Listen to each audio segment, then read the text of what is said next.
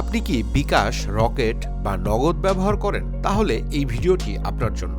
আজ রাত 12টা থেকে আগামী 12 ফেব্রুয়ারি পর্যন্ত মোবাইল ব্যাংকিং সেবায় বড় ধরনের পরিবর্তন আসছে। আসন্ন ত্রয়োদশ জাতীয় সংসদ নির্বাচনকে সামনে রেখে টাকার অবৈধ লেনদেন ও ভোট কেনাবেচা রোধে বাংলাদেশ ব্যাংক এই কঠোর সিদ্ধান্ত নিয়েছে।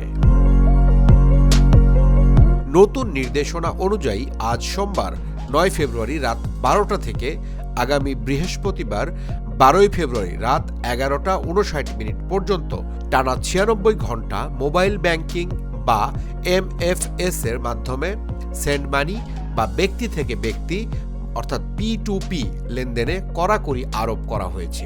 এই সময়ে আপনি একবারে সর্বোচ্চ 1000 টাকার বেশি পাঠাতে পারবেন না, আর সারাদিনে সর্বোচ্চ 10 বারে মোট 10,000 টাকার বেশি লেনদেন করা যাবে না।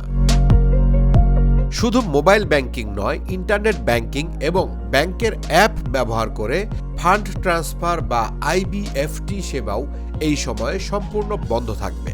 তবে স্বস্তির খবর হলো, কেনাকাটার পেমেন্ট বা মার্চেন্ট পেমেন্ট এবং বিদ্যুৎ, গ্যাস বা পানির বিল পরিশোধের সেবা আগের মতোই স্বাভাবিক থাকবে।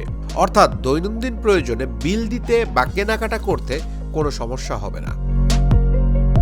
বাংলাদেশ ব্যাংকের প্রজ্ঞাপনে আরও বলা হয়েছে, এই সময়ে MFS কোম্পানিগুলোকে সন্দেহজনক লেনদেনের ওপর কড়া নজরদারি রাখতে হবে।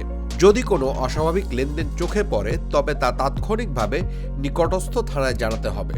প্রতিটি MFS প্রতিষ্ঠানকে নিজস্ব কুইক রেসপন্স সেল গঠন করারও নির্দেশ দেওয়া হয়েছে। নির্বাচনের মাঠে কালো টাকার প্রভাব কমাতে বাংলাদেশ ব্যাংকের এই সিদ্ধান্তকে আপনি কিভাবে দেখছেন? এতে কি সাধারণ মানুষের ভোগান্তি বাড়বে, নাকি সুষ্ঠু নির্বাচনের জন্য এটি জরুরি? কমেন্ট করে আপনার মতামত জানান। আর ব্যাংকিং ও নির্বাচনের সব লেটেস্ট আপডেট পেতে আমাদের সাথেই থাকুন।